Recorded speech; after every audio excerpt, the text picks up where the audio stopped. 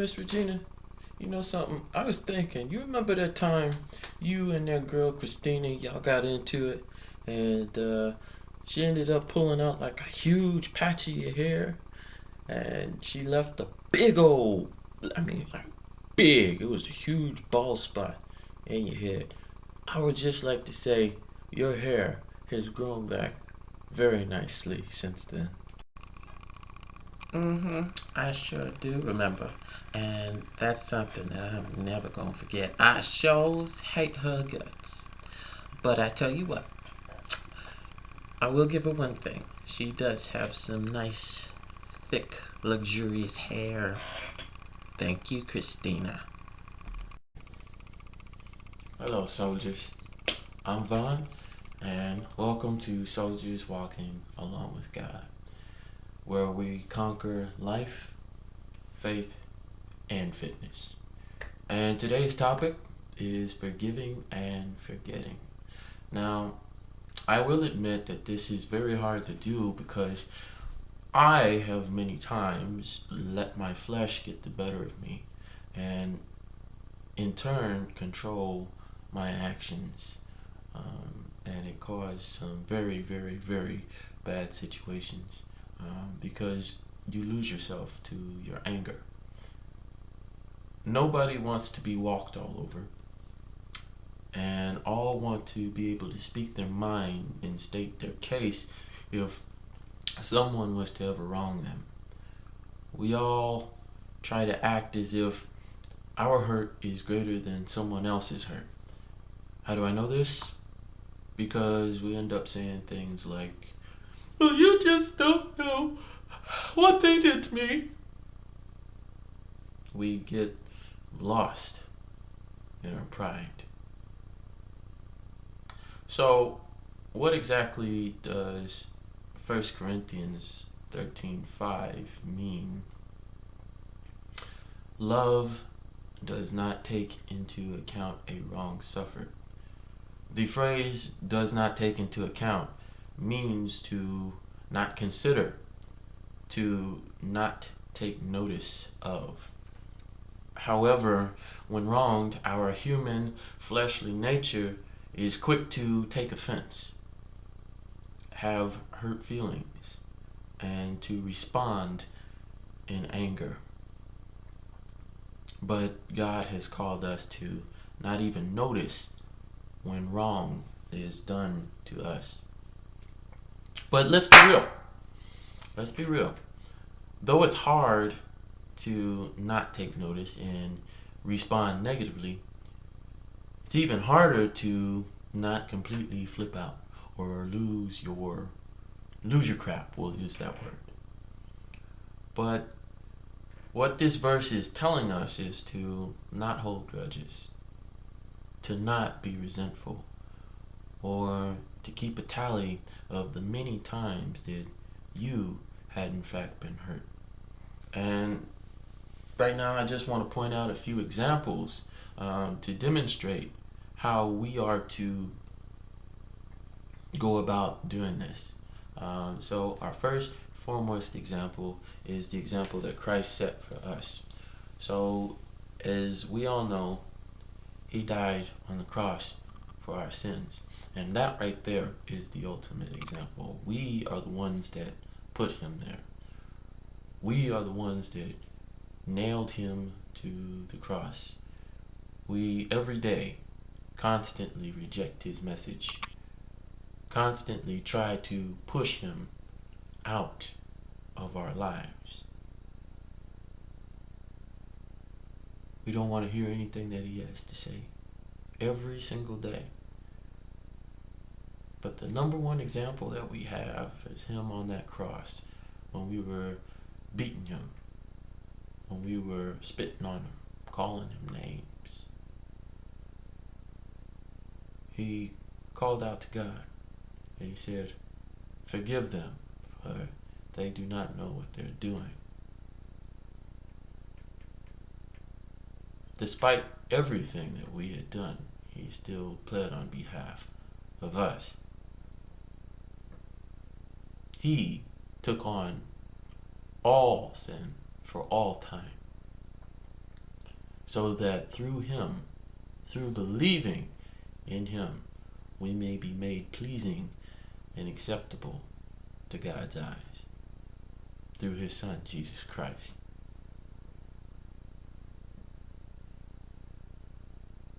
And there's also other examples in Matthew chapter 18. There was a story about this official, right? So this official had to go before a king,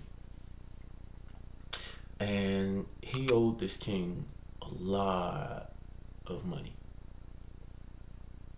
And this king was about to take everything that this official owned and lock him away. But this official got on his knees and begged this king. And this king showed him mercy and forgave him of all of his debt. Now, when the time came for this official to show the same respect, the same compassion towards someone else who owed him a debt, this official locked this man away, completely forgetting what the king had done for him. And the king heard about this. And when he did, this official was then locked away, punished for what he had done. Then we have all sorts of other examples in the world of people who have forgiven.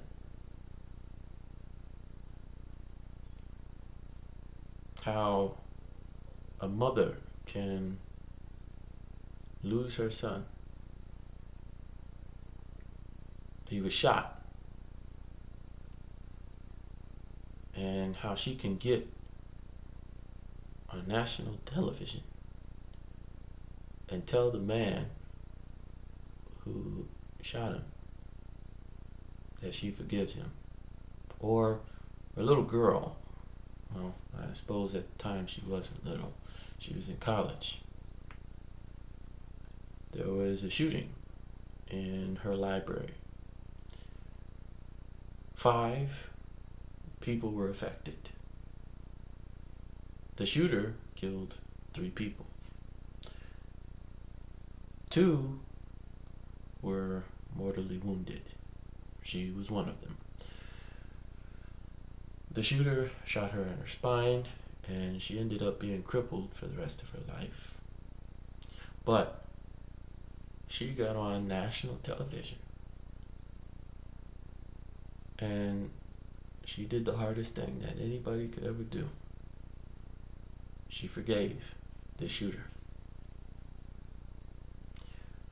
And now I'm going to read a verse from Matthew 18:21. Peter came up to the Lord and asked, "How many times should I forgive someone who does something wrong to me? Is 7 times enough?" Jesus answered, "Not just 7 times, but 77 times." Too often, we choose to not forgive, but take into account wrongs suffered. The results of an unforgiving heart are grievous. Not only is this heart in disobedience to God, but it causes anger and bitterness, and it will poison all other areas of your life. It's going to affect any relationships that you have. Does that mean that in the moment you won't feel hurt? No, it doesn't. Does that mean that you will get over that moment and never have a resentful thought again? No, it doesn't mean that either. But what it does mean, God calls us to pick up our cross daily, because sometimes daily you will have to set aside resentment. Sometimes daily you're going to have to set aside bitterness. Sometimes daily you're going to have to set aside anger or any negative feelings that will hinder your growth and your walk with Christ. Always remember that you'll never be able to move forward. You'll never be able to visually see the target that lies before you if you're always looking back. You can't see where you're going. If we truly consider the great debt we were forgiven of, forgiveness would willingly spring from our hearts and flow from a deep gratitude to God for the forgiveness that He had given us. And guys, that brings us to a close for today's video. Now, if you learned something today, if you got something out of this today, please feel free to write me. Let me know down in the comment section below. And leave any kind of questions, comments, or suggestions that you guys might have. And I promise I'll do my best to get back to each and every one of you. Okay? And if you're new to this channel, I want you to click that subscribe button. But don't stop there. You're not done. There's also another button that you have to press, and it's called the notification bell. So if that bell doesn't look like it's ringing or vibrating, that means that you have yet to click on it. So once you click on it, you'll get notifications sent to you anytime I upload a video, so you don't have to miss a single one. And you're still not done. So there's also another button that I would like you guys to press, and it looks like this. So give us a thumbs up, like this video, and share the content with anyone and everyone that's willing to listen. We want to do our best to get our message out there to anyone who is willing to listen. Always remember that you're blessed to go out to be a blessing to someone else. So it's not going to do you any good to hold this information into yourself. You need to spread it. Spread the wealth, man. God doesn't just want you to be saved. He wants everyone to be saved. So go out there and be a blessing to others. And you're still not done, guys.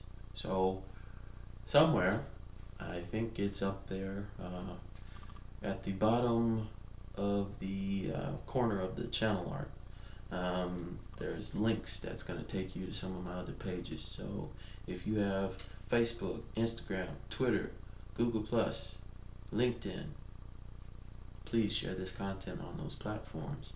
And feel free to click on those links and like and share those pages. That would be a great help to us here at Swag Fitness, and I would appreciate that. I just want to go ahead and mention that thank you for those who continue to show love, support, and encouragement to our channel. It is greatly appreciated, and know that I love each and every one of you. Okay? But guys, that's all the time that we have for today. This is soldiers walking along with God, where we conquer life, we conquer faith, and we conquer fitness. But until next time, continue to be blessed. Continue to be a soldier.